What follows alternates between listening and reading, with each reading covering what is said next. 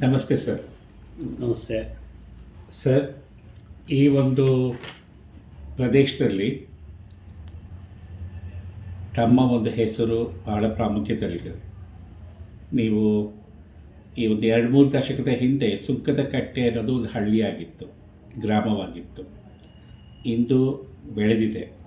ಆ ಬೆಳವಣಿಗೆಯಲ್ಲಿ ನಿಮ್ಮ ಪಾತ್ರವೂ ಇದೆ. ಸೊ ನಿಮ್ಮ ಬಗ್ಗೆ ಕೇಳಿದ್ದೀವಿ ಮತ್ತು ನೋಡ್ತಾ ಇದ್ದೀವಿ ಪ್ರಗತಿ. ಇದ್ರ ಬಗ್ಗೆ ತಿಳ್ಕೊಳ್ಳೋಕ್ಕೆ ಬಹಳ ಉತ್ಸುಕರಾಗಿದ್ದೀವಿ ನಾವು. ಸೊ ನಮಗೆ ಸಂದರ್ಶನ ಮಾಡಿಕೊಡ್ಲಿಕ್ಕೆ ಒಪ್ಕೊಂಡಂಥ ನಿಮ್ಮ ದೊಡ್ಡ ಹೃದಯಕ್ಕೆ ನನ್ನ ನಮಸ್ತೆಗಳು. ನಮ್ಮ ತಂದೆಗೆ 8 ಜನ ಮಕ್ಕಳು.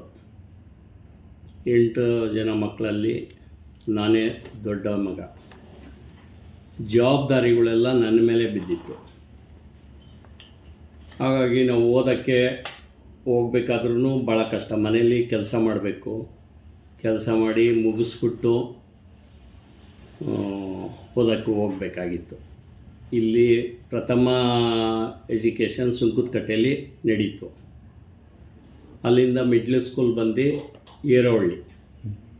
ಏರೋಹಳ್ಳಿಲಿ ಮಿಡ್ಲ್ ಸ್ಕೂಲು ಅಲ್ಲಿ ಮುಗಿಸ್ತು.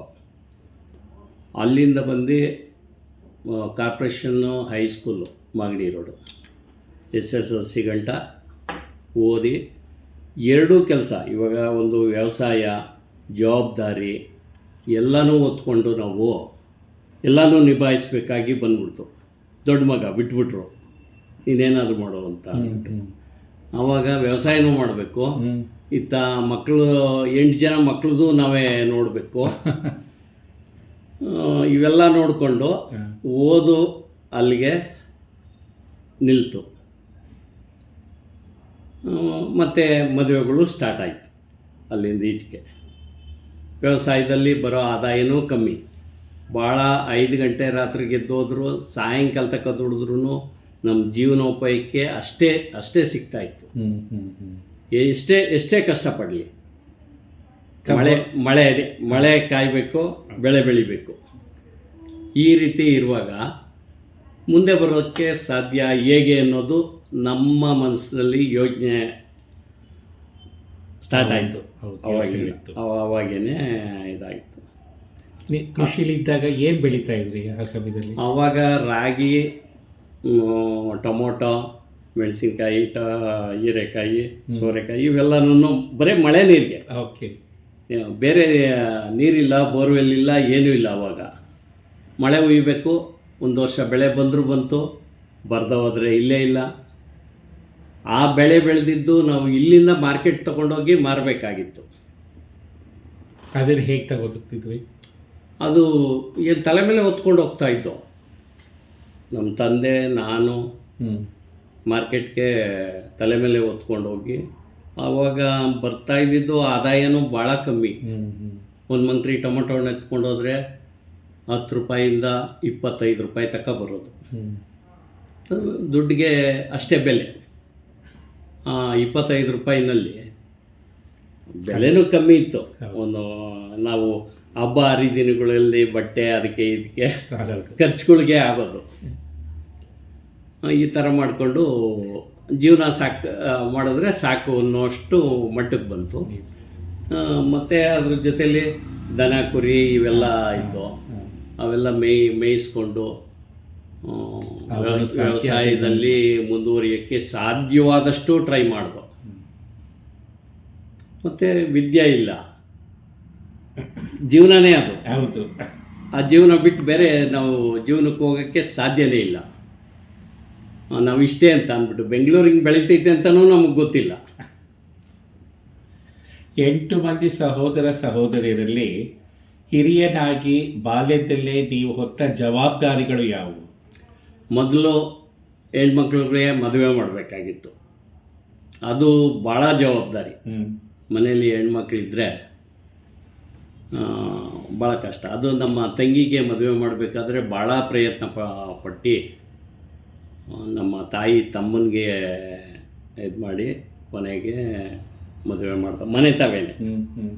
ಮನೆ ತಗೋವಾಗೆಲ್ಲ ಒಂದು 12,000 ರೂಪಾಯಿ ಖರ್ಚು ಬಂತು. 82 ಓಹೋ ಅಲ್ಲಿಂದ ಸ್ಟಾರ್ಟ್ ಆಯಿತು. ಮೊದಲನೇ ಮದುವೆ ಮನೆ. ಮೊದಲನೇ ಮದುವೆ ಮತ್ತು ನಮ್ಮದೆಲ್ಲ ಒಂಥರ ವಟಾರ ಇದ್ದಂಗೆ. ಹೌದು. ಆ ವಟಾರದಲ್ಲಿ ನಾವೆಲ್ಲ ಇದ್ದೋ.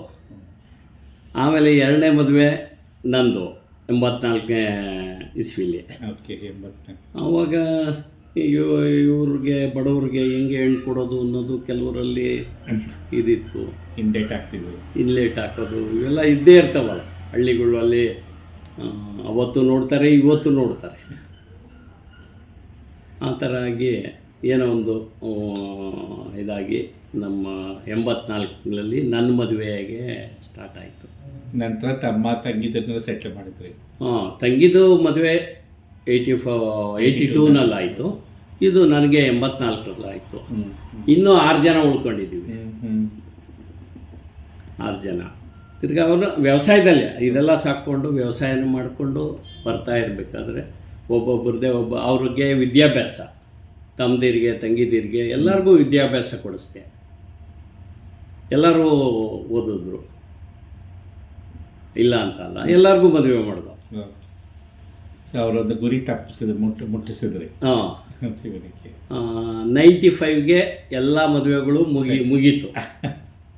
ಅಲ್ಲಿಗಂಟ ಎಲ್ಲ ನಾರ್ಮಲಾಗೇ ಇತ್ತು. ನನ್ನ ಮನಸ್ಸಲ್ಲಿ ಏನೋ ಒಂದು ಯೋಚನೆ, ಏನಾದರೂ ಮಾಡಬೇಕು, ಸಮಾಜಕ್ಕೆ ಏನಾದರೂ ಮಾಡಬೇಕು, ಅದು ನನ್ನ ಗುರಿಯಾಗಿತ್ತು. ಮೊದಲಿಂದನೂ ಪ್ರಥಮದಿಂದನೂ ಆ ಒಂದು ನನ್ನ ತಲೆಯಲ್ಲಿ ಓಡ್ತಾ ಇತ್ತು. ಏನಾದರೂ ಸಮಾಜಕ್ಕೆ ಮಾಡಲೇಬೇಕು ಅನ್ನೋದು ನನ್ನ ಏಮು. ಸಹಾಯ ಮಾಡೋರು ಯಾರೂ ಇಲ್ಲ,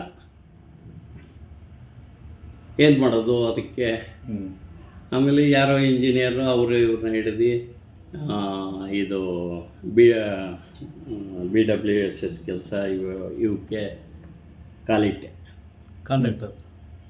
ಕಾಂಟ್ರಾಕ್ಟು ಇದಕ್ಕೆ BDO ಅಂತ ಇದ್ದರು ಮೊದಲು.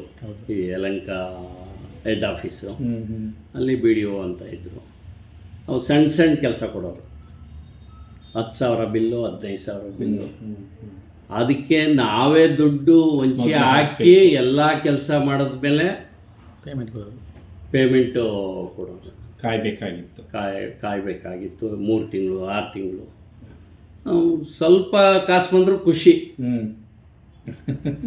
100 ರೂಪಾಯಿ ಸಿಗ್ದವನಿಗೆ 5,000 ಸಿಗ್ತೈತೆ ಅಂತ ಅಂದರೆ ಎಷ್ಟು ಖುಷಿ ಆಗ್ತೈತೆ. ಹಾಗೆ ಅದರಲ್ಲಿ ಸ್ಟಾರ್ಟ್ ಮಾಡಿದೆ ಜೀವನ. ಬಂದಿದ್ರೆ ತೃಪ್ತಿ ಪಟ್ಕೊಳ್ತಾ ಇದ್ವಿ. ಬಂದಿದ್ದಷ್ಟೇ, ಎಲ್ಲನೂ ಮಾಡ್ತಾ ಇದ್ದಿದ್ದು ಖುಷಿಯಾಗಿ. ಯಾರಿಗೂ ಒಬ್ರಿಗೂ ತೊಂದರೆ ಆಗಬಾರ್ದು. ಹಾಗಾಗಿ ಅದನ್ನ 5, 10, 20 ಕೊನೆಗೆ 1 ಲಕ್ಷ ತಕ್ಕ ಬಂತು. ಅದು ಸಾಲ್ತಾ ಇರಲಿಲ್ಲ. ಎಲ್ಲ ಖರ್ಚು. ಯಾವಾಗ ನಾವು ಸಂಪಾದನೆ ಮಾಡೋಕ್ಕೆ ಸ್ಟಾರ್ಟ್ ಮಾಡ್ತೀವೋ ಖರ್ಚು ಹಿಂದೆನೇ ಬರ್ತೈತೆ. ಬೆಳೀತಾ ಇದ್ದಂಗೆ ಖರ್ಚು ಬರ್ತೈತೆ. ಅದು ಈಗಲೂ ಇದೆ. ಇವಾಗೂ ಇದು ಬರ್ತಾ ಇದೆ. ಹೀಗಾಗಿ ನಮ್ಮ ಪಯಣ ಬೆಳೆಸ್ಕೊಂಡು ಅವತ್ತಿನಿಂದ ನಾವು 5 ಗಂಟೆ ರಾತ್ರಿಗಿದ್ದರೆ ಇವತ್ತು 5 ಗಂಟೆ ರಾತ್ರಿಗೇ ಬೆಳಗ್ಗೆ 5 ಗಂಟೆ ಬೆಳಗಿನ ಜಾವ ಇದ್ದರೆ ನಾನು ರಾತ್ರಿ 10 ಗಂಟೆವರೆಗೂ ನನ್ನ ಕೆಲಸ ಏನೋ ಆ್ಯಕ್ಟಿವ್ ಆಗಿರ್ತೀರಿ. ನನ್ನ ಕೆಲಸ ಏನೋ ಇವತ್ತು ಮಾಡ್ತಾ ಇರ್ತೀನಿ. ಇವತ್ತು ತಪ್ಪಿದ್ದಲ್ಲ, ಮುಂದೇನೂ ತಪ್ಪಲ್ಲ, ಇರೋ ಗಂಟನೂ ತಪ್ಪೋದಿಲ್ಲ. ನಾನು 4 ಕಾಳಿಗೆ ಒಳ್ಳೇದು ಮಾಡಬೇಕು ಅಂತ ಒಂದೇ ಒಂದು ಗುರಿ ಇಟ್ಕೊಂಡಿದ್ದೀನಿ. ಆ ಗುರಿ ಪ್ರಕಾರ ಹೋಗ್ತಾ ಇದ್ದೀನಿ. ಅದು ನನಗೆ ಯಶಸ್ಸು ಕೊಡ್ತೈತೆ ಅಂತ ಅಂದ್ಬಿಟ್ಟು ನನ್ನ ಒಂದು ಮನಸ್ಸು ಹೇಳ್ತೈತೆ. ಅದು ಹಾಗೇ ನಡ್ಕೊಂಬರ್ತೈತೆ. 100 ಜನ ಅನುಕೂಲ ಪಡ್ಕೊತಾವ್ರೆ, 100 ಕುಟುಂಬಗಳು ಡೆವಲಪ್ ಆಗ್ತವೆ. ಆ ಸಂತೋಷಕ್ಕಿಂತ ಬೇರೆ ಯಾವುದೂ ಇಲ್ಲ. Thank you sir. ನಿಮ್ಮ ತಾಯಿ ತಂದೆ ನಿಧನರಾದ ನಡಕೇರಪ್ಪ ಮತ್ತು ನರಸಮ್ಮ ಇವರಿಂದ ನೀವು ಪಡೆದ ಮೌಲ್ಯಗಳು ಯಾವುವು? ಅವರು ಏನೇ ಮಾಡಲಿ ಒಬ್ಬರಿಗೆ ಮೋಸ ಮಾಡಬೇಡ ಅನ್ನೋದು ಅವ್ರ ಗುರಿ. ಅವ್ರು ಹೇಳಿದ್ರು, ಇನ್ನೇನಾದರೂ ಮಾಡೋದು, ಇನ್ನೊಬ್ಬರು ಹೊಟ್ಟೆ ಒರೆಸ್ಬೇಡಿ ಅಂತ. ನಾವು ಅದನ್ನು ಕಾಣ್ತೀವಿ, ಯಾವ್ರಿಗೂ ಇದು ಮಾಡಿಲ್ಲ. ನೀವು ತಂದೆ ತಾಯಿ ನೆನೆಸ್ಕೊಂಡು ಗದ್ಗತಿಗರಾಗ್ತೀರಾ, ಅವ್ರು ನೆನೆಸ್ಕೊತಾ ಇದ್ದೀರಾ, ಅವ್ರ ಆಶೀರ್ವಾದ ನಿಮ್ಮ ಮೇಲಿದೆ ನಿಜಕ್ಕೂ. ಆಗಲಿ ಸರ್. ನಿಮ್ಮ ವ್ಯಕ್ತಿತ್ವವನ್ನು ಬದಲಿಸಿದ ಅಥವಾ ನಿಮ್ಮನ್ನು ಗಟ್ಟಿ ಮನಸ್ಸಿನವನನ್ನಾಗಿ ಮಾಡಿದ ಬಾಲ್ಯದ ಒಂದು ಘಟನೆ ನೆನಪಿದೆಯೇ? ಅಂದರೆ ಎಲ್ಲರೂ ಬಂದು ಏನೇನೋ ಹೇಳ್ತಾ ಇರ್ತಾರೆ, ಆದರೆ ನಿರ್ಧಾರ ತಗೊಳೋದು ನಾನೇನೆ. ಏನಾದರೂ ಹೇಳಿ, ಆ ನಿರ್ಧಾರ ನಾವು ಇಂಥದ್ದು ಮಾಡಬೇಕು ಅಂತ ಅಂದರೆ ನಿರ್ಧಾರ ತಗೊಳ್ಳೇವು.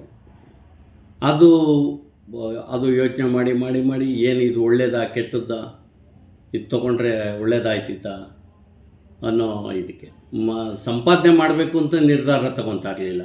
ಒಳ್ಳೇದಾಗಬೇಕು ಯಾವ ರೀತಿ ಆದ್ರೂ. ಅದಕ್ಕೆ ತೊಂದರೆ ಕೊಡೋ ಜನನೂ ಭಾಳ ಇರ್ತಾಯಿದ್ರು. ನಿಜ. ಆದರೂ ನಾವು ಫೇಸ್ ಮಾಡಿಕೊಂಡು ಇದನ್ನೆಲ್ಲ ಮಾಡಿಕೊಂಡು ಬರ್ತಾ ಇತ್ತು. ಅದು ಯಾವೊಂದು ಘಟನೆ ಏನಾದ್ರು ಆಗುತ್ತಾ ನಿಮ್ಮ ಮನಸ್ಸಿಗೆ? ಘಟನೆ ಅಂತ ಅಂದರೆ ಏನಾಗ್ತದೆ, ನನ್ನ ಕ್ಲಾಸ್ಮೇಟ್ ಜೊತೆಲಿ ಏನೋ ವ್ಯವಹಾರ ಮಾಡ್ತಾ ಇದ್ದೋ, ಆತ ನಮ್ಮ ಮೇಲೆ ಏನೆಷ್ಟಾಗಿ ಒಂದು ಕಂಪ್ಲೇಂಟು ಇವು ಕೊಟ್ಟಾಗ ತುಂಬ ಬೇಜಾರಾಯಿತು. ಆವಾಗ ನಾವು ಅವರು ಕಂಪ್ಲೇಂಟ್ ಕೊಟ್ಟರು ಅಂತ ಅಂದ್ಬಿಟ್ಟು ಅದನ್ನು ಏನೂ ಇದು ಮಾಡಲಿಲ್ಲ, ಫೇಸ್ ಮಾಡಿಕೊಂಡು ಅದೇ ಒಂದು ಇದಾಗಿ ತಗೊಂಡು ಮುಂದೆ ಬಂದು ಇವತ್ತು ಅವರೇ ಅವರು. ಆದರೆ ಅವರು ಮುಂದೆ ಬರೋಕ್ಕೆ ಆಗಲಿಲ್ಲ.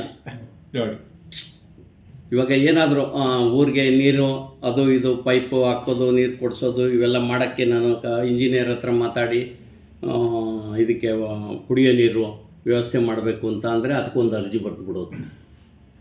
ಅದನ್ನ ಕೆಲಸನೇ ಅಷ್ಟು ಊರಲ್ಲಿ, ಊರನ್ನೇ ಇದು ಮಾಡೋದು. ಅದನ್ನು ಹೆಸರು ಹೇಳೋದು ಬೇಡ. ಹಾಗಾಗಿ ಆ ಒಂದು ಚಾಲೆಂಜ್ ಆಗಿ ತೊಗೊಂಡು ನಾವು ಅವಾಗ. ಆ ಚಾಲೆಂಜು ಇವತ್ತು ಇಲ್ಲಿ ಗಂಟ ಮುಟ್ಟೈತೆ ಅಂತ ಅಂದರೆ ಸಾಧ್ಯನೇ ಇಲ್ಲ. ಬಡತನ ನಿಮ್ಮ ಕನಸುಗಳಿಗೂ ಮನಸ್ಸಿಗೂ ತೊಡಕಾದ ಕ್ಷಣಗಳು ಬಂದಾಗ ಅವನ್ನು ನೀವು ಹೇಗೆ ಎದುರಿಸಿದ್ರಿ? ಬಡತನ ಇದ್ದಿದ್ದೇನೆ, ಅದರಲ್ಲಿ ನಮ್ಮ ತಂದೆ ತಾಯಿ ಭಾಳ ಸಪೋರ್ಟಾಗಿ ನನ್ನ ಇದಕ್ಕೆ ನಿಂತ್ಕೊಳೋರು. Very good. ಯಾವುದಕ್ಕೂ ನನಗೆ ಅಡ್ಡಿ ಮಾಡ್ತಾ ಇರಲಿಲ್ಲ. ಏನೇ ಕೆಲಸ ಮಾಡೋಕ್ಕೆ ಹೋದ್ರೂ ಅಡ್ಡಿ ಮಾಡ್ತಾ ಇರಲಿಲ್ಲ. ಅವ್ನು ಮಾಡೋದೇ ಕರೆಕ್ಟ್ ಅನ್ನೋರು. ಆ ಒಂದು ಧೈರ್ಯ, ಆ ಧೈರ್ಯದ ಮೇಲೆ ಬಡತನ ಕಾಣಿಸ್ಲಿಲ್ಲ ಬಿಡಿ. ತಂದೆ ತಾಯಿಯ ಒಂದು ಆಶೀರ್ವಾದ ಮತ್ತು ಅವ್ರ ಬೆಂಬಲ ಇರೋದಕ್ಕೆ ಇವತ್ತು ನೆನೆಸ್ಕೊಬೇಕು.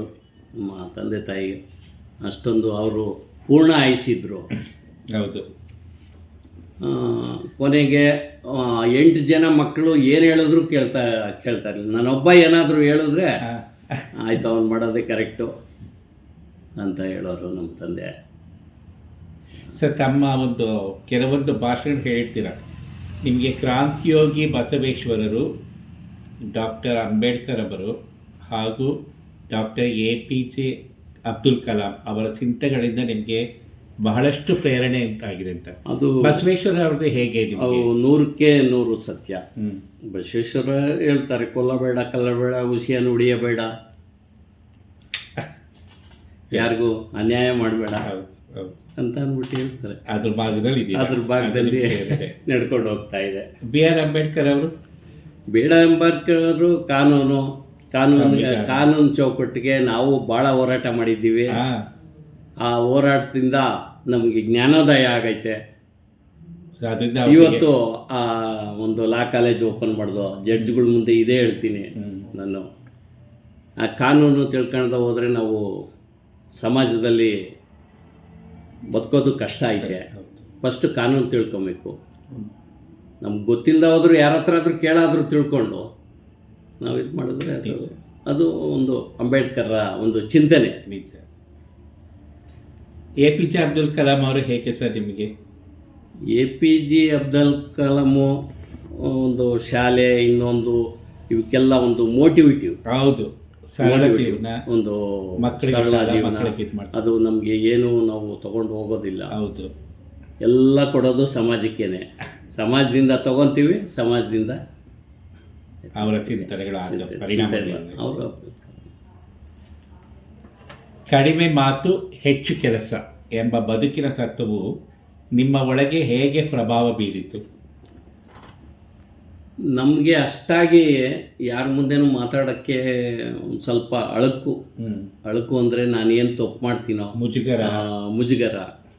ಹಾಗಾಗಿ ಒಂದು ಸ್ವಲ್ಪ ಮನಸ್ಸಲ್ಲೇ ಯೋಚನೆ ಮಾಡಿಕೊಂಡು ಅದು ಕಾರ್ಯಗತ ಮಾಡೋಕ್ಕೆ ಏನು ಬೇಕೋ ಅದನ್ನು ನಾವು ವ್ಯವಸ್ಥೆ ಮಾಡೇವು.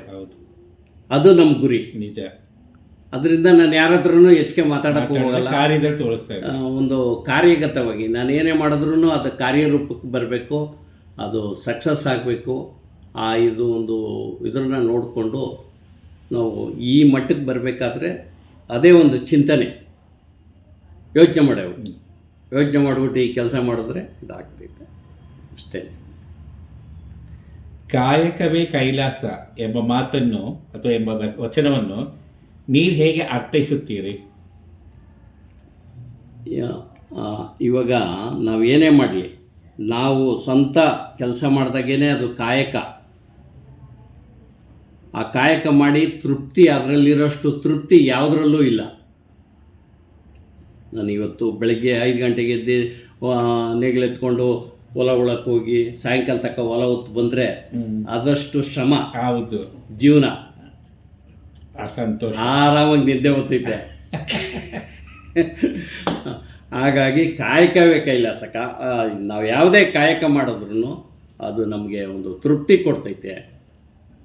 ಅದು ತೃಪ್ತಿ ಕೊಡಲಿಲ್ಲ ಅಂತ ಅಂದರೆ ನಮ್ಮ ಮನಸ್ಸಿಗೆ ಒಂಥರ ಏನೋ ಕಸಿಬಿಸಿ ಆಗೋದು ಅವೆಲ್ಲ ಆಗ್ತವೆ. ಅದರಿಂದ ನನಗೆ ಮೊದಲಿಂದನೂ ಇವತ್ತಾಗಲೇ 70 ಇಯರ್ಸ್ ಆಯಿತು, ಇವತ್ತು ಕೆಲಸ ಮಾಡ್ತೀನಿ. ನಿಜ. ನಿಮ್ಮ ಜೀವನದ ಆರಂಭದಲ್ಲಿ ಶಿಸ್ತು ಹಾಗೂ ನೈತಿಕತೆ ಕಲಿಸಿದ ಮಾರ್ಗದರ್ಶಕರು ಯಾರು? ಅಂದರೆ ನಮ್ಮ IM ಪೊನ್ನಪ್ಪ ಅಂತ ಅಂದ್ಬಿಟ್ಟು 95 ಬರ್ತಾರೆ ನನಗೆ ಪ್ರಥಮ. ಅವರು ರಿಟೈರ್ಡ್ ಆಗಿರಲ್ಲ, ಫಸ್ಟೇ ಏನೋ ಒಂದು ಇದಕ್ಕೆ ವ್ಯವಹಾರಕ್ಕೆ ಅವ್ರ ಕ್ಯಾಂಪಸ್ಗೆ ಹೋಗ್ತೀವಿ. ಆ ಕ್ಯಾಂಪಸ್ಗೆ ಹೋದಾಗ BSF ಇಲ್ಲಿ ಯಲಹಂಕ ಹೋದಾಗ ಅವ್ರ ಮನೇಲೆ ನಾನು ಊಟ ಮಾಡಿಕೊಂಡು ಎಲ್ಲ ಇದು ಮಾಡೋದು. ಅಲ್ಲಿ ನೋಡಿದೆ ನಾನು ಆ ವಾತಾವರಣ ನೋಡಿದ ಇಟ್ಕೆ ನನಗೊಂಥರ ಭಯ ಆಗೋದು, ಅಷ್ಟು ಶಿಸ್ತು. ಅವರು ಅಷ್ಟೇ ಮೃದುಜೀವಿ, ಅಷ್ಟೇ ಸ್ಟ್ರಿಕ್ಟು ಯಾವ ಇದರಲ್ಲೂ. ಆಮೇಲೆ ನಮ್ಮ ಇದಕ್ಕೇ ಬಂದ್ಬಿಟ್ರು. ಅವ್ರು ರಿಟೈರ್ಡ್ ಆದ ತಕ್ಷಣ ಅವರು ಬಂದರು. ನಾವು ವ್ಯವಸಾಯ ಮಾಡ್ತಾಯಿದ್ದೋ, ಅವಾಗೂ ವ್ಯವಸಾಯ ಮಾಡ್ತಾಯಿದ್ದೋ. ರಾಮಚಂದ್ರ ಗುಲಾಬಿ ಬೆಳೆಯೋಣ ಅಂತ ಅಂದರು. ಆಯಿತು ಸರ್ ಅಂತ ಅಂದ್ಬಿಟ್ಟು 2 ಎಕರೆ ಗುಲಾಬಿ ಹಾಕಿದೋ. ಗುಲಾಬಿ ನಮ್ಮ ನೆಲದಲ್ಲಿ ಸರಿಯಾಗಿ ಬರಲಿಲ್ಲ, ಲಾಸ್ ಆಗೋಯ್ತು. ಆಮೇಲೆ ಒಂದು ಫ್ಯಾಕ್ಟ್ರಿ ಇತ್ತು, ಕಾರ್ಡ್ಬೋರ್ಡ್ ಫ್ಯಾಕ್ಟ್ರಿ. ಇದೇನು ಗುಲಾಬಿಲಿ ಏನೂ ಆಗಲಿಲ್ಲ ಸರ್ ಅಂತ ಅಂದ್ಬಿಟ್ಟು ಅಲ್ಲಿ ಮಾಡೋಕ್ಕೆ. ಅದು ಭಾಳ ಕಾಂಪಿಟೇಷನ್ನು ಬಿಸ್ನೆಸ್ಸು. ನಮಗೆಲ್ಲ ಅದೆಲ್ಲ ಅರ್ಥ ಆಗೋದಿಲ್ಲ, ಏನೂ ಇಲ್ಲ. ಸಾಹೇಬ್ರು ಕೂತ್ಕೊಂಡು ಲೆಕ್ಕ ಹಾಕ್ಕೊಂಡು ಹೆಂಗೋ ಒಂದು 5 ವರ್ಷ ನಡೆಸಿದ್ರು. 7 ವರ್ಷ ನಡೆಸಿದ್ರು ಆ ಫ್ಯಾಕ್ಟ್ರಿನ. ಅದು ಹೆಚ್ಚು ಲಾಭನೂ ಇಲ್ಲ, ನಷ್ಟನೂ ಇಲ್ಲ. ನಡ್ಕೊಂಡು ಹೋಗ್ತಾ ಇತ್ತು. ಅವ್ರಿಗೆ ಬರೋರು ಬೆಳಗಿಂದ ಸಾಯಂಕಾಲ ತಕ್ಕ ಕೂತ್ಕೊಳೋರು, ಏನೂ ಎಕ್ಸ್ಪೆಕ್ಟ್ ಮಾಡ್ತಾ ಇರಲಿಲ್ಲ. ಅಂಥವ್ರು ನಾನು ಇಡೀ ಜೀವನದಲ್ಲಿ ಯಾರನ್ನೂ ನೋಡೋಕ್ಕಾಗಲ್ಲ. ಅವರ ಒಂದು ಇದು. ಆಮೇಲೆ ಅವರು ಒಂದು ಶಾಲೆ ಓಪನ್ ಮಾಡೋಣ ಅಂತ ಅಂದ್ಬಿಟ್ಟು ನನಗೆ ಯಾವಾಗೂ ಹೇಳ್ತಾಯಿದ್ರು, ಇವೆಲ್ಲ ಏನೂ ಆಗ್ತಾಯಿಲ್ಲಪ್ಪ, ಯಾವುದಾದ್ರೂ ಒಂದು ಶಾಲೆ ಓಪನ್ ಮಾಡೋಣ ನೋಡೋಣ ಅಂತ ಅಂದ್ಬಿಟ್ಟು ಬಂದರು. 2002ನೇ ಇಸ್ವಿಲಿ ನಾನು ಈ ನರ್ಸಿಂಗ್ ಕಾಲೇಜ್ನ ಪ್ರಥಮವಾಗಿ ಸ್ಟಾರ್ಟ್ ಮಾಡಬೇಕು ಅಂತ ಅಂದ್ಬಿಟ್ಟು ಫಸ್ಟ್ ಅವರೇ ನಮ್ಮ ಡೈರೆಕ್ಟ್ರಾಗಿ ಇದು ಮಾಡಿ, ಅವ್ರ ಗೈಡೆನ್ಸ್ ಮೇಲೆ ಒಂದು ಕೆಳಗಡೆ ಒಂದೇ ಒಂದು ಸಣ್ಣ ಇದು, ಅಲ್ಲಿಂದ ಒಂದು ಪೂಜೆ ಮಾಡಿಬಿಟ್ಟು ಸ್ಟಾರ್ಟ್ ಮಾಡಿದ್ರು. ಫುಲ್ಲು ಅವಾಗ ಅವರೇ ನರ್ಸಿಂಗ್ ಕಾಲೇಜು ಒಂದು 40 ಹುಡುಗರು ಬಂದರು ಫಸ್ಟ್ ಇಯರು. ಅಲ್ಲಿಂದ ಸ್ಟಾರ್ಟ್ ಆಯಿತು ಜೀವನ. ಇದು ಎಜುಕೇಷನ್ನು ಇದು ಕೊನೆ ನನಗೆ 25 ವರ್ಷ ಜೊತೆಲೇ ಇದ್ದರು. 23 ಕೊನೆ ಎಂಡಲ್ಲೂ ಜೊತೆಲೇ ಇದ್ದರು. ಆ ಚೆಕ್ ಸೈನ್ ಮಾಡುವಾಗ ಹೇಳ್ತಾರೆ ಭಾಳ ಹುಷಾರು ಅಂತ ಅಂದ್ಬಿಟ್ಟು. ಯಾವುದೂ ಅವರು ಆಸೆ ಪಟ್ಟವರೇ ಅಲ್ಲ. ನಾವು ಕೊಟ್ಟರು ತೊಗೊತಾ ಇರಲಿಲ್ಲ. ಕೊನೆಗೆ ಒಂದು ಡ್ರೈವರು ಒಂದು ಗಾಡಿ ಕೊಟ್ಟೆ ನಾನೇ. ಅವ್ರಿಗೆ ಸ್ವಂತ ಇದರಲ್ಲಿ ಬರೋರು ಅಂಥವ್ರನ್ನ ನಾನು ನೋಡ್ತೀನೋ ಇಲ್ವೋ ಗೊತ್ತಿಲ್ಲ. ಒಂದು ಅಂದರೆ ಒಳ್ಳೆ ಮೇಧಾವಿ, ಎಲ್ಲ ವಿಷಯದಲ್ಲೂ ಗೊತ್ತಿತ್ತು. ಏನೇ ವಿಷಯ ಕೇಳಿದ್ರು ಅವರೇ. ನಾನು ಸುಮ್ಮನೆ ಕೈ ಕೊಟ್ಕೊಂಡು ನೋಡ್ತಾ ಇರೋದು ಅಷ್ಟೇ ನನ್ನ ಕೆಲಸ ಇದ್ದಿದ್ದು. ಹೀಗೆ ಮಾಡ್ತಾ ಈಗ ಅಲ್ಲಿ ಪ್ರಥಮದಿಂದ ಸ್ಟಾರ್ಟ್ ಆಗಿ ಎಜುಕೇಷನ್ನು ಈಗೂ ನಡೀತಾ ಇದೆ, ಮುಂದೆನೂ ನಡಿಬೇಕು ಅನ್ನೋದು ನನ್ನ ಒಂದು ಗುರಿ. ಎಲ್ಲಿ ಗಂಟ ಆಗ್ತಿತ್ತು ಅಲ್ಲಿ ಗಂಟನೂ ನಾವು ನಡೆಸಬೇಕು. ಅದರಲ್ಲಿ ಬಡವರ ಬಗ್ಗರಿಗೂ ಒಳ್ಳೆಯದಾಗಬೇಕು. ಇಲ್ಲಿ ಈ ಏರಿಯಾದಲ್ಲಿ ಇರೋ ಜನಕ್ಕೆ ನಾವು ಸಾಧ್ಯವಾದಷ್ಟು ಕಮ್ಮಿ ಇದರಲ್ಲಿ ನಾವು ವ್ಯವಸ್ಥೆ ಮಾಡಿಕೊಟ್ಟಿದ್ದೀವಿ ಎಲ್ಲನೂ. CBSEಲಿ ಯಾರು 40-50 ಸಾವಿರ ರೂಪಾಯಿ ಫೀಸ್ ತಗೊಂಡು ಯಾರೂ ಶಾಲೆ ನಡೆಸಲ್ಲ. ಅಂಥ ಇದ್ರನ್ನ ಮಾಡ್ತಾಯಿದ್ದೀವಿ. ಅಲ್ಲಿಗಲ್ಲಿಗೆ ಅವ್ರ ಸ್ಯಾಲ್ರಿಗೆ ಅದಕ್ಕೆ ಇದಕ್ಕೆ ಖರ್ಚಾದರೆ ಅಷ್ಟೇ ಸಂತೋಷ. ಆ ಸಂತೋಷದ ಮುಂದೆ ಯಾವುದೂ ಇಲ್ಲ.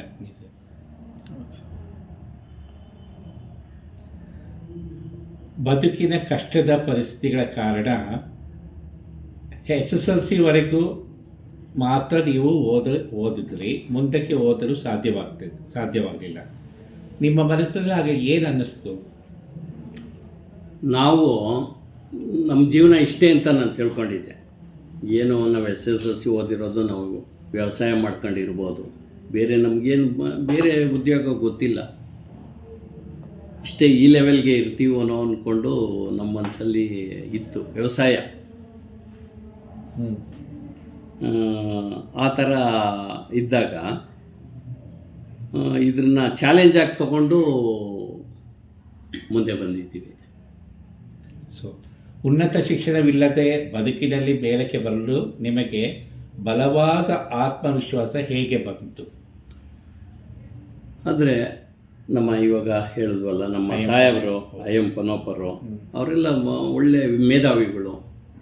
ಅವ್ರ ಗೈಡೆನ್ಸ್ ಮೇಲೆ ನಾವು ಹೊರಗಡೆ ಹೋಗ್ಕೊಂಡು ಎಲ್ಲರನ್ನೂ ಯಾರ್ಯಾರನ್ನ ಪ್ಲೇಸಲ್ಲಿ ಮೀಟ್ ಮಾಡಬೇಕು ಮಾಡಿ ಇದನ್ನ ನಡೆಸ್ಕೊಂಡು ಬಂದೆ. ಮೇಯ್ನ್ ಕಾರಣ ನಮ್ಮ ಸಾಹೇಬರು ಅಂತ ಹೇಳಿದ್ರೆ ಇವತ್ತು ತಪ್ಪಾಗಲಾರ್ದು. ಅವರು ನಮಗೆ ಒಂದು ಗಾಡಿ ಇದ್ದಂಗೆ. ಗಾಡಿ ಮನೆಯ ಜವಾಬ್ದಾರಿ ಮತ್ತು ನಿಮ್ಮ ಸ್ವಂತ ಆಸೆಗಳ ನಡುವಿನ ಸಮತೋಲನವನ್ನು ಹೇಗೆ ಸಾಧಿಸಿದ್ರಿ? ನಮಗೆ ಆಸೆ ಅನ್ನೋದು ಒಂದು ಸ್ವಲ್ಪ ಕಮ್ಮಿನೇ. ಏಕೆಂದರೆ ಜನಗಳಿಗೆ ಉಪಕಾರ ಮಾಡಬೇಕು, ಅವರಿಂದ ಒಂದು ಇದು ಬಂದರೆ ಅದೇ ಸಂತೋಷ ನಮಗೆ. ಅದ್ರ ಮೊದಲೇ ಜೀವನ ನಡಿಬೇಕು. ಅಷ್ಟಕ್ಕೆ ನಾವು ಏನು ಬೇಕೋ ಸೀಮಿತವಾಗಿ ವ್ಯವಸ್ಥೆ ಮಾಡಿಕೊಂಡು ಹೋಗ್ತಾ ಇದ್ವಿ. ಸಾಮಾನ್ಯ ಕುಟುಂಬದಿಂದ ಸಮಾಜ ಸೇವೆ ಮತ್ತು ಸಂಸ್ಥೆ ಸ್ಥಾಪನೆಯ ದಿಕ್ಕಿನಲ್ಲಿ ನಿಮಗೆ ತಿರುವು ನೀಡಿದ ಕ್ಷಣ ಯಾವುದು ಸರ್? ಅಂದರೆ ಸಾಮಾನ್ಯ ಕುಟುಂಬದಿಂದ ಸಮಾಜ ಸೇವೆ ಮತ್ತು ಸಂಸ್ಥೆ ಸ್ಥಾಪನೆಯ ದಿಕ್ಕಿನಲ್ಲಿ ನಿಮಗೆ ತಿರುವು ನೀಡಿದ ಒಂದು ನಾವು ಸರಿಯಾದ ದಾರಿಲಿದ್ದೀವಿ ಅಂತ ಅನ್ನಿಸ್ದ ಕ್ಷಣ ಯಾವುದು? ಅಂದರೆ ಈ ಎಜುಕೇಷನ್ ಬಂದಾಗ ನಮಗೆ ಇದೇ ಒಂದು ಗುರಿಯಾಗಿ ನಿಂತ್ಕೊಂತು, ಚಾಲೆಂಜ್ ಆಗಿ. ಇದಕ್ಕಿಂತ ಒಳ್ಳೆ ಕೆಲಸ ಇನ್ಯಾವುದೂ ಇಲ್ಲ ಅನ್ನೋದು ಮನಸ್ಸಲ್ಲಿ ನನಗೆ. ಸೊ ಸಂಸ್ಥೆಗಳು ಒಂದೊಂದಾಗಿ ಬೆಳೆದು ಬಂದಾಗ ನಿಮಗೆ ಪ್ರತಿ ವರ್ಷನೂ ನಾನು ಸ್ಟಾರ್ಟ್ ಆಗಿ 23 ವರ್ಷ ಆಯ್ತು. ಪ್ರತಿ ವರ್ಷವೂ ಒಂದೊಂದು ಕೋರ್ಸ್ ತೊಗೊಂಡೆವು. ಅದಕ್ಕೊಂದು ಬಿಲ್ಡಿಂಗ್ ಕಟ್ಟೋದು, ಅದಕ್ಕೇನು ವ್ಯವಸ್ಥೆ ಮಾಡಿಕೊಡೋದು.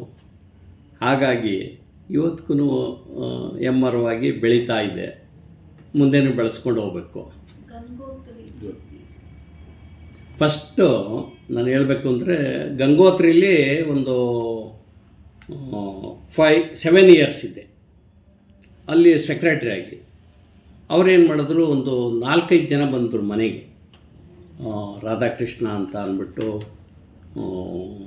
JDS ಅಲ್ಲೆಲ್ಲ ನಿಂತ್ಕೊಂಡಿದ್ರು ಎಲೆಕ್ಷನ್, ಪ್ರೊಫೆಸರ್ ರಾಧಾಕೃಷ್ಣ ಅಂತ ಅಂದ್ಬಿಟ್ಟು, ಮತ್ತು ಗಿರಿಗೌಡರು ಅಂತ ಅಂದ್ಬಿಟ್ಟು ಅವರಿಬ್ಬರು ಮನೆಗೆ ಬಂದರು.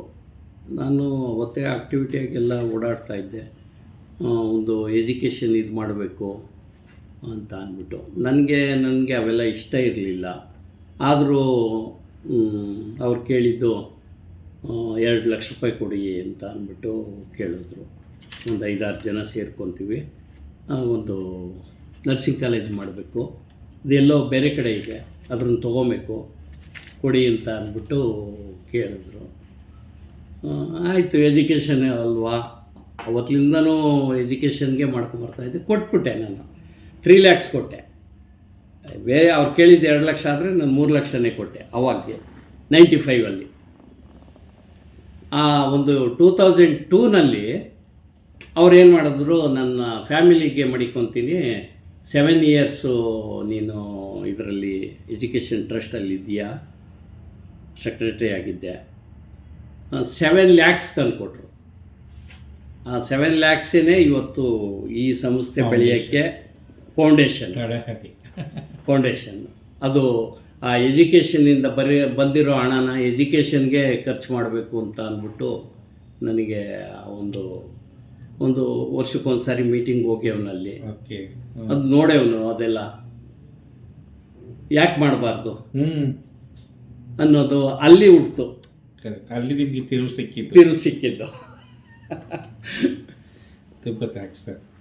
ನಿವೃತ್ತ DIG IM ಪೊನ್ನಪ್ಪ ರವರೊಂದಿಗೆ ನಿಮ್ಮ ಪರಿಚಯ ಹೇಗೆ ಆರಂಭವಾಯಿತು? ನಮ್ಮಲ್ಲಿ ಆಂಜಿನಪ್ಪ ಮತ್ತು ರಂಗಸ್ವಾಮಿ ಅಂತ ಅಂದ್ಬಿಟ್ಟು ಕಾರ್ಪೊರೇಷನಲ್ಲಿ ಕೆಲಸ ಮಾಡ್ತಾಯಿದ್ರು. ಅವರು ರಂಗಸ್ವಾಮಿ ಅನ್ನೋರು ಒಂದು ಕೋಳಿ ಫಾರಮ್ಮು ಇಟ್ಕೊಂಡು, ಜೋರಾಗಿ ಕೋಳಿ ಫಾರಮ್, ಭಾಳ ದೊಡ್ಡ ಫಾರ್ಮು. ಅವರು ಇದಕ್ಕೆ BSFಗೆ ಮೊಟ್ಟೆ ಮತ್ತು ಕೋಳಿ ಮಾಂಸ ಸಪ್ಲೈ ಮಾಡೋರು. ಹಾಗಾಗಿ ಆಂಜಿನಪ್ಪರು ಅವ್ರಿಗೊಂದು ಸೈಟೋ ಗೀಟೋ ಕೊಡೋಣ, ಏನಾದರೂ ಮಾಡೋಣ ಬಾಪ ಅಂತ ಕರ್ಕೊಂಡೋದ್ರು. ಪ್ರಥಮ ಪರಿಚಯ ಅಲ್ಲಿ ನಮಗೆ ಪರಿಚಯ ಆಯಿತು. ಪ್ರಥಮ ಪರಿಚಯ ಕೊನೆ 8 ಗಂಟೆನೂ ನಮ್ಮ ಜೊತೆ ಅಲ್ಲಿಂದ ನಿಮ್ಮ ಸ್ನೇಹ ಬೆಳೀತು. ಅವ್ರಿಗೆ ಏನೇ ಆದರೂ ನನ್ನ ಬಿಟ್ಟು ಒಂದು ಕೆಲಸ ಮಾಡ್ತಾ ಇರಲಿಲ್ಲ, ಫ್ಯಾಮಿಲಿ ಕೂಡ ನೋಡ್ತಾ ಇರಲಿಲ್ಲ. ಅಂದರೆ ಅವ್ರ ಫ್ಯಾಮಿಲಿ ಟೈಮ್ ಅವ್ರ ಜೊತೆಯಲ್ಲಿ ಕಳೆದಿರೋದಕ್ಕಿಂತ ನನ್ನ ಜೊತೆಯಲ್ಲಿ ಹೆಚ್ಚಿಗೆ ಕಳೆದ್ಬಿಟ್ರು. ಬೆಳಗ್ಗೆ ಬಂದರೆ ಅವರು ಸಾಯಂಕಾಲ 6 ಗಂಟೆ ತನಕ ಇರೋರು. ಅದಕ್ಕೆ ನಾನು ಹೇಳೋದು, ಅಂಥ ವ್ಯಕ್ತಿಗಳು ಸಿಗೋದು ಭಾಳ ಕಷ್ಟ. ಈಗ ದೇವರು ನಮ್ಮ ಕೈ ಬಿಡಲ್ಲ, ಜೊತೆಲಿ ಇರ್ತಾನೆ ಅಂತ ಅಂತಿರ್ತೀವಿ. ಬಟ್ ನಮ್ಮ ಹತ್ರ ಇದ್ದಿದ್ದವ್ರನ್ನ ನಾವು ಇದೇ ದೇವರ ರೂಪದಲ್ಲೇ ಬಂದಿರೋ ಹೌದು, ಖಂಡಿತ. ಅವರು ನೀಡಿದ ಯಾವ ಸಲಹೆ ಅಥವಾ ಧಾರ್ಮಿಕತೆ ಇಂದಿಗೂ ನಿಮ್ಮನ್ನು ಮುನ್ನಡೆಸುತ್ತಿದೆ? ಅವ್ರಿಗೆ ಸಹಾಯ ಮಾಡೋದೇ ಒಂದು ಗುರಿ. ಯಾವುದೇ ಆಗಲಿ, ಒಂದು ಕೊಡಗಿನಲ್ಲಿ ಒಂದು ಇದಾಗೋಯ್ತು, ಸ್ಲೈಡು, ಅದೇನು ಪ್ರಳಯ ಅವೆಲ್ಲ ಆದಮೇಲೆ ಇಲ್ಲಿ ನಾವು ಈ ಸಂಸ್ಥೆಯಿಂದ ಒಟ್ಟುಗೂಡಿ ನಮ್ಮ ಕೈಲಿ ಎಷ್ಟಾಯ್ತಿತ್ತೋ ಒಂದು ರೇಷನ್ನು, ಚಾಪೆ, ದಿಂಬು ಎಲ್ಲನೂ ಲೋಡ್ ಮಾಡಿ ಕಳಿಸ್ಕೊಟ್ಟು. ಹೌದು, 2018-19 ಆದಂತಹ ಪ್ರಳಯದಲ್ಲಿ ಸುಮಾರು ಒಂದು 10ರಿಂದ 15 ಲಕ್ಷದ ತನಕ ನೀವು ಭಾಳ ಜನನೂ ಕಳಿಸಿದ್ವಿ. ಏನೇನೋ ಅವ್ರಿಗೆ ಏನು ಅವಶ್ಯಕತೆ ಆಯಿತೋ ಅದನ್ನು ನಾನು ಸಾಹೇಬ್ರ ಮುಖಾಂತರ ಕಳಿಸ್ಕೊಟ್ಟೆ. ಸಾಹೇಬ್ರು ನಾವು ಸೇರಿ ಕಳಿಸ್ಕೊಟ್ರು. ಹಾಗಾಗಿ ಅಲ್ಲಿ ಎಲ್ಲೇ ಸಮಸ್ಯೆ ಆದರೂ ಅಲ್ಲಿ ನಾವಿರಬೇಕು ಅನ್ನೋ ಒಂದು ಗುರಿ ಆಗ್ಬೇಕು. ಸೊ ನೀವು ಧನ್ವಂತರಿ ಎಜುಕೇಷನ್ ಟ್ರಸ್ಟ್ 2002ರಲ್ಲಿ ಸ್ಥಾಪಿಸಿದ್ರಿ. ನಿಮಗೆ ಧನ್ವಂತರಿ ಎಜುಕೇಷನ್ ಟ್ರಸ್ಟ್ ಸ್ಥಾಪಿಸಬೇಕಾದ್ರೆ ನಿಮಗೆ ಬಂದ ಪ್ರೇರಣೆ ಏನು? ಪ್ರೇರಣೆ ಅಂದರೆ ನಾವು ಇದು ಕ್ರೀಡಾ ಇದು ನರ್ಸಿಂಗ್ ಕಾಲೇಜಲ್ಲಿ ನಾವು ಕೆಲಸ ಮಾಡ್ತಾ ಇರಬೇಕಾದ್ರೆ ಅಲ್ಲಿ ನನಗೆ ಅನುಭವ ಆಗಿತ್ತು. ಕಾಲೇಜು ಹೇಗೆ ನಡೀತೈತೆ ಏನು ನಡೀತೈತೆ ಅನ್ನೋದು ಅನುಭವ ಆಗಿತ್ತು. ಅವರು ರಿಟೈರ್ಮೆಂಟ್ ತೊಗೊಂಡ್ಮೇಲೆ ನಾವ್ಯಾಕೆ ಅದನ್ನು ಇದು ಮಾಡಬಾರ್ದು ಅಂತ ಅಂದ್ಬಿಟ್ಟು ಆವಾಗ ನಾನು ಈ ಸಂಸ್ಥೆ ಸ್ಥಾಪನೆ ಮಾಡೋಕ್ಕೆ ಪ್ರೇರಣೆ ಆಯಿತು. ಪ್ರೇರಣೆಯಾಗಿ ಫಸ್ಟು ಅವಾಗೆ ಪೊನ್ನಪ್ಪರು ಅವಾಗೆ ನನಗೆ ಭಾಳ ಒತ್ತಡ ಇವು ಅಂದರೆ ಹೇಳ್ತಾಯಿದ್ರು, ಒಂದು ಸಂಸ್ಥೆ ಸ್ಥಾಪನೆ ಮಾಡೋ, ನನಗೆ ನೋಡ್ಕೊಳಕ್ಕೆ ಬರಲ್ಲ, ಏನೂ ಇಲ್ಲ, ಮಾಡಿಬಿಟ್ಟು ಹೇಗೆ ಅವರೇ ಅನ್ನೋದು ಒಂದು ಧೈರ್ಯದ ಮೇಲೆ ನಾನು ಆ ಸಂಸ್ಥೆನ ಸ್ಥಾಪನೆ ಮಾಡಿದೆ.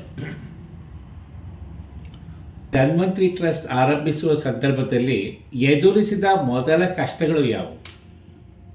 ಫಸ್ಟು ನಮ್ಮ ಅತ್ತೆ ಮಗನೇ ಆಗಬೇಕು, ಪುರುಷೋತ್ತಮ್ ಅಂತ ಅಂದ್ಬಿಟ್ಟು. ಅಶ್ವಥ್ ನಾರಾಯಣವರು ಒಂದು ಕಾಲೇಜು ಮಾರಾಟಕ್ಕೆ ಇಟ್ಟಿದ್ದರು. ಇಲ್ಲಿ ವಿಜಯನಗರದಲ್ಲಿ ಒಂದು ಇದರಲ್ಲಿ ಅವರು ಡಯಾಗ್ನೋಸ್ಟಿಕ್ ಸೆಂಟರ್ನಲ್ಲೇ ಕೂತ್ಕೊಂಡು ಮಾರಾಟ ಮಾಡ್ತಾರೆ ಅಂತ ಅಂದ್ಬಿಟ್ಟು ನಾನು ನಮ್ಮ ಪುರುಷೋತ್ತಮಿಂದ ಕೇಳ್ಪಟ್ಟೆ. ನನಗೆ ಇಲ್ಲಿ ನರ್ಸಿಂಗ್ ಕಾಲೇಜ್ದು ಮೊದಲೇ ನನಗೆ ಗೊತ್ತಿದ್ದುವಾಗ ಪುರುಷೋತ್ತಮ್ಗೆ ಹೇಳಿದೆ, ಅವರು ಏನು ವ್ಯಾಪಾರ ಮಾಡ್ತಾರೋ ಮಾಡ್ಲಪ್ಪ, ಸೈನ್ ಹಾಕ್ಬೇಡ, ಸುಮ್ಮನೆ ಬಂದ್ಬಿಡು, ನೋಡೋಣ ಅವ್ರು ಎಷ್ಟಕ್ಕೆ ಮಾಡ್ತಾರೆ ಅಂತ. ಹಾಗಾಗಿ ಅವರು 32 ಲಕ್ಷ ರೂಪಾಯಿಗೆ ಟ್ರಸ್ಟಲ್ಲಿ ಇರೋವಂಥ GNM, BSc 2 ಅಲ್ಲಿ ಮಹಾಲಕ್ಷ್ಮಿ ಲೇಔಟಲ್ಲಿ ಏನೋ ಇಟ್ಕೊಂಡಿದ್ರು, ಅವ್ರು ನಡೆಸೋಕ್ಕಾಗ್ತಾ ಇರಲಿಲ್ಲ ಆ ಟೈಮ್ನಲ್ಲಿ. ಅಶ್ವಥ್ ನಾರಾಯಣ ಅವರ ಹ್ಯಾಂಡ್ ಓವರಲ್ಲೇ ಇತ್ತು. 32 ಲಕ್ಷ ರೂಪಾಯಿ ಮಾತಾಡು, 2 ಲಕ್ಷ ರೂಪಾಯಿ ನಾನು ಕೊಟ್ಬಿಟ್ಟು ನಾನು ಮನೇಲಿ ಹೋಮ ಗಿಮ ಎಲ್ಲ ಪೂಜೆ ಮಾಡಿ ಒಂದು ಮನೆ ತವೇ ಒಂದು ಬೋರ್ಡ್ ಹಾಕ್ಬಿಟ್ಟೆ. ಇದೇನು ಇದ್ಕಿದ್ದಂಗೆ ಮನೆ ಸ್ಕೂಲ್ ಆಗ್ಬಿಟ್ಟೈತೆ ಅಂತ ಅಂದ್ಬಿಟ್ಟು ದಾರಿಲಿ ಹೋಗ್ತಾ ಇದ್ದವರೆಲ್ಲ ಹೇಳ್ಕೊಳಕ್ಕೆ ಶುರುವಾಯಿತು. ಇಲ್ಲಿ ಬಿಲ್ಡಿಂಗ್ ಕಂಪ್ಲೀಟ್ ಆಗಿರಲಿಲ್ಲ, ಶಿಫ್ಟ್ ಮಾಡೋಕ್ಕೆ. ಅಲ್ಲಿ ಹಾಕ್ಬಿಟ್ಟು ಪೂಜೆ ಮಾಡಿದಾಗ ನಾನು, ಪೊನ್ನಪ್ಪರು, ಮಾದೇವ್ ಅಂತ ಹುಡುಗ, ವಿನಯ್, ಇಷ್ಟೇ ಜನ ಅಲ್ಲಿ ಇದ್ದಿದ್ದು ಮಾಡ್ದು. ಪುರುಷೋತ್ತಮ್ ಕೂಡ ಅವತ್ತು ಒಂದು ಸ್ವಲ್ಪ ಅವ್ರು ಕೆಲಸಕ್ಕೆ ಹೋಗ್ತಾಯಿದ್ರು ಪ್ರಜಾವಾಣಿಗೆ ಹೋಗ್ತಾ ಇರಬೇಕಾದ್ರೆ ಅಷ್ಟೊಂದು ಇನ್ವಾಲ್ವ್ಮೆಂಟ್ ಇರಲಿಲ್ಲ. ಧನ್ವಂತರಿ ಟ್ರಸ್ಟು ಅವ್ರ ಕಡೆಯಿಂದ ತಗೊಂಡು ನಡೆಸ್ತು. ಫಸ್ಟೇ ಸ್ಟಾರ್ಟಿಂಗ್ನಲ್ಲೇ 40 ಹುಡುಗರು ಬಂದರು. 40 ಹುಡುಗರು ಮತ್ತೆ ಇದು ಹಣ ಎಲ್ಲ ಅವರೇ ಕಲೆಕ್ಟ್ ಮಾಡಿಕೊಂಡ್ರು. ಯಾಕೆಂದರೆ 32 ಲ್ಯಾಕ್ಸ್ ನಾವು ಕೊಡಬೇಕಾಗಿತ್ತಲ್ಲ, ಅದು ಅವರೇ ಕಲೆಕ್ಟ್ ಮಾಡ್ಕೊಂಬಿಟ್ರು. ಆ ವರ್ಷ ನಾವು ಫ್ರೀಯಾಗಿ ಎಜುಕೇಷನ್ನು ನಮ್ಮ ಸ್ವಂತ ಕೈಯಿಂದ ಕೊಟ್ಟಾಗ ಗೊತ್ತೇ ಇದೆ, ಅವ್ರಿಗೆ ಊಟ ಮತ್ತು ಟೀಚರ್ ಸಂಬಳ ಇವೆಲ್ಲನೂ ನನ್ನ ಸ್ವಂತ ಇದರಿಂದ ಕೊಟ್ಟು ಅದು ಸ್ಟಾರ್ಟ್ ಆಯಿತು. ಬರೋ ವರ್ಷಕ್ಕೆ ಡಬಲ್ ಆಯಿತು. ಎರಡನೇ ಬ್ಯಾಚ್ ಬರುವಾಗ ಟೀಚರ್ಸ್ ಎಕ್ಸ್ಟ್ರಾ ಆಗ್ತದೆ. ಆ ಟೈಮ್ನಲ್ಲಿ ಫಸ್ಟು ಅವ್ರಿಗೆ ಕೊಡುವಾಗ ಡಿಮ್ಯಾಂಡ್ ಇರಲಿಲ್ಲ, ಕೊಟ್ಟಾದ್ಮೇಲೆ ಡಿಮ್ಯಾಂಡ್ ಬಂತು.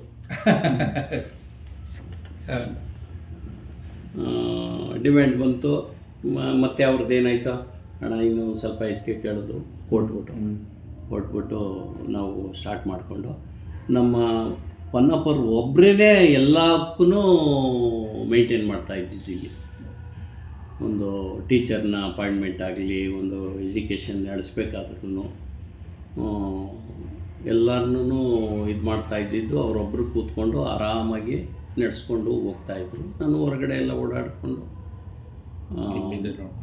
ನೋಡ್ಕೊತಾ ಇದ್ದು. ಆ ರೀತಿಯಾಗಿ ಅಲ್ಲಿ ಧನ್ವಂತರಿ ಟ್ರಸ್ಟು ಪ್ರಥಮವಾಗಿ ಹುಟ್ಕೊಂತು 2002ನೇ ಇಸ್ವಿಲಿ. ಕೈ ಬಿಡಬೇಕೆಂದು ಅನಿಸಿಯೂ ಕೂಡ ಮುಂದುವರಿಸಿದ ಕ್ಷಣಗಳು ಬಂದಿವೆಯೇ? ಸಾಕಪ್ಪ ಯಾಕೆ ಬೇಕಾಗಿತ್ತು ಅನ್ನಿಸ್ಕೊಂಡು ಆದರೂ ಮುಂದುವರ್ಸ್ಕೊಂಡು ಹೋಗೋ ಕ್ಷಣಗಳು ಬಂದಿದೆ. ಇಲ್ಲ, ಈ ಒಂದು ಎಜುಕೇಷನ್ ಲೈನ್ಗೆ ನಾವು ಯಾವಾಗ ಬಂದ್ಬಿಟ್ವೋ ಅದು ಕೈ ಬಿಡಬೇಕು ಅನ್ನೋ ಯೋಚನೆ ಯಾವತ್ತಿಗೂ ಬರಲಿಲ್ಲ. Very good. ಓಕೆ. ಅದನ್ನ ನಾವು ನಿಭಾಯಿಸಬೇಕು ಅನ್ನೋದು ಒಂದು ಛಲ. ಆ ಛಲದಿಂದನೇ ಒಂದೊಂದು ವರ್ಷಕ್ಕೆ ಒಂದೊಂದು ಬಿಲ್ಡಿಂಗ್ ತೊಗೊಂಡು ಒಂದೊಂದು ಇದು ಮಾಡಿಕೊಂಡು ಸೈಟು ಪರ್ಚೇಸ್ ಮಾಡಿಕೊಂಡು ನನ್ನ ಸ್ವಂತ ಹಣ ಎಲ್ಲನೂ ಇಲ್ಲೇ ಹಾಕಿದ್ದೀನಿ.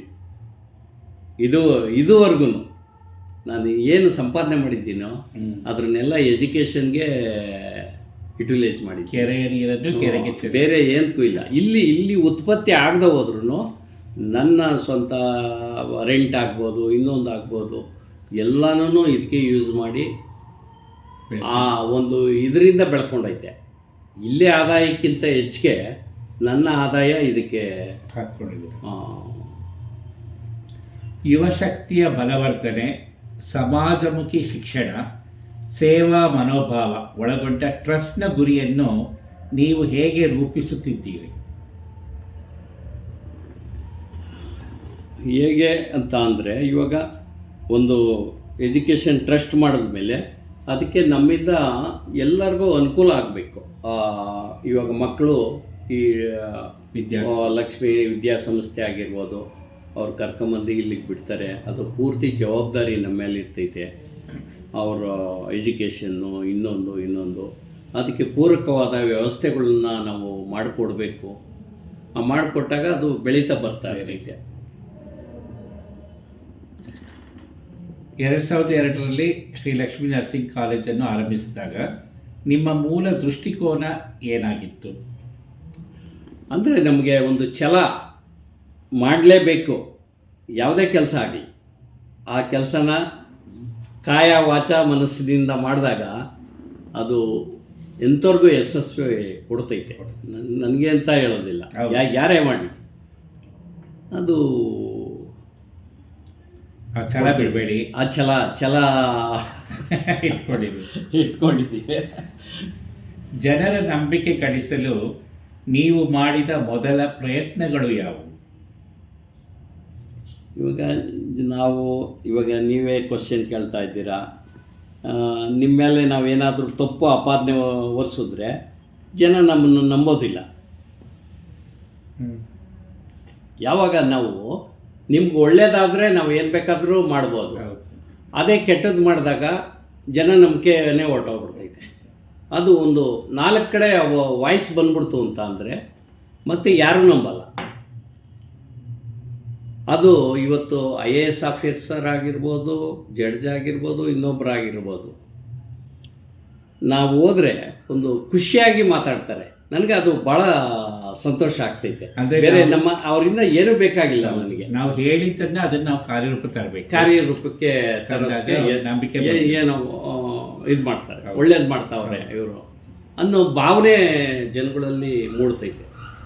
ಯಾರೇ ಬರಲಿ, ಯಾವುದೇ ರೀತಿಲಿ ಅವರ ಮನಸ್ಸು ನೋವಾಗಂಗೆ ನಾವು ಯಾವತ್ತೂ ನಡ್ಕೊಳಲ್ವೋ ಅವತ್ತು ನನ್ನ ಜನ ಸಪೋರ್ಟು ಎಲ್ಲನೂ ಸಿಗುತ್ತೆ. 2002ರ ವರ್ಷದಿಂದ ಒಂದರ ಹಿಂದೆ ಒಂದಾಗಿ ಪ್ರಾರಂಭವಾದ ಶಾಲೆ, ಕಾಲೇಜು, ಆಸ್ಪತ್ರೆ, paramedical, pharmacy, allied health, law college, ಪ್ರತಿಯೊಂದು ಆರಂಭಕ್ಕೆ ಕಾರಣವಾದ ಶಕ್ತಿ ಯಾವುದು? ಕಾರಣವಾದ ಶಕ್ತಿ ಅಂತ ಅಂದರೆ, ಒಂದು ಯಾವುದ್ರಲ್ಲಾದರೂ ನಾವು ಫೇಲ್ಯೂರ್ ಆಗೋಗ್ಬಿಟ್ಟಿದ್ರೆ ಆ ಶಕ್ತಿನೇ ಹೊರಟೋಗ್ಬಿಡೋದು. ಪ್ರತಿ ವರ್ಷ ಒಂದು ಸಾಲ ಆಗಲಿ ಏನಾನ ಆಗಲಿ, ಈ ಕೆಲಸ ಮಾಡಬೇಕು, ಅದಕ್ಕೆ ಯಾರು ನೇಮಿಸ್ಬೇಕು ಅಂತ ಅಂದ್ಬಿಟ್ಟು ನೇಮಿಸಿದಾಗ ಇವತ್ತು ಯಾರು ನಮ್ಮ ಒಡನಾಟದಲ್ಲಿದ್ದಾರೋ ಅವರೆಲ್ಲ ನಮ್ಮ ಪರವಾಗಿ ಕೆಲಸ ಮಾಡೋರೆ. ಆದ್ದರಿಂದ ಅದು ಒಂದು ಶಕ್ತಿಯಾಗಿ ಪರಿವರ್ತನೆ ಆಗೈತೆ. ಸಂಸ್ಥೆಗಳ ಮುಖ್ಯಸ್ಥರು, ಎಲ್ಲ ಸಿಬ್ಬಂದಿಗಳು ಎಲ್ಲರೂ ಸಪೋರ್ಟಿವ್ ಆಗಿ ಇವತ್ತು ಕೆಲಸ ಮಾಡ್ತಾವ್ರೆ. ಅದರಿಂದ ಅದು ಮುಂದೆ ಬರೋಕ್ಕೆ ಸಾಧ್ಯ ಆಗ್ತಾ ಇದೆ. Thank you.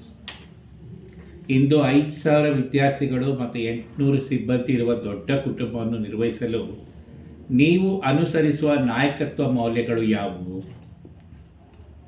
ನಾಯಕತ್ವ ಮೌಲ್ಯ ಅನ್ನೋದಕ್ಕಿಂತ ನಮಗೆ ಒಳ್ಳೇದಾಗಬೇಕು ಅನ್ನೋದು ನಮ್ಮ ಮನಸ್ಸು ಅಷ್ಟೇನೆ. ನಾಯಕತ್ವ ನಾವು ಯಾರ ಮೇಲೂ ಚಾಲೆಂಜ್ ಮಾಡಲ್ಲ. ನಿಮ್ಗೆ ಒಳ್ಳೇದಾಗ್ತೈತಾ, ಒಂದು 4 ಮಾತು ಹೇಳ್ಬೋದು, ಮಾಡ್ಕೊಂಡು ಹೋಗಪ್ಪ, ಈ ಕೆಲಸ ಮಾಡ್ಕೊಂಡು ಹೋಗು ಅಂತ ಅಂದ್ಬಿಟ್ಟು ಹೇಳ್ಬೋದು. ನಾವು ನಾಯಕತ್ವ ಮಾಡಿ ಎಲೆಕ್ಷನ್ ಆಗ್ಬೋದು, ಇನ್ನೊಂದಾಗ್ಬೋದು, ಹೋರಾಟಕ್ಕೆ ಹೋಗಲ್ಲ. ಸ್ಮೂತಾಗಿ ಎಲ್ಲ ನಡ್ಕೊಂಡು ಹೋಗ್ತಾ ಇದೆ. ಅದೇ ಒಂದು ನಾಯಕತ್ವ. ಸಂಸ್ಥಾಪಕರಾಗಿ ನಿಮ್ಮ ದಿನಚರಿ ಹೇಗಿರುತ್ತೆ? ದಿನಚರಿ ಅಂದರೆ ಬೆಳಗ್ಗೆ 5 ಗಂಟೆಗೆ ಎದ್ದರೆ ನಾವು ಏನು ಮಾಡಬೇಕು, ಇವತ್ತು ನಮ್ಮ ಕೆಲಸ ಏನು, ಇವತ್ತು ಸಾಯಂಕಾಲ ತನಕ ಏನೇನು ನಾವು ಪ್ರೋಗ್ರಾಮ್ಗಳು ಇದು ಮಾಡ್ಕೊಂಡಿದ್ದೀವಿ ಅದನ್ನು ಅಟೆಂಡ್ ಮಾಡಬೇಕು. ಹಾಗಾಗಿ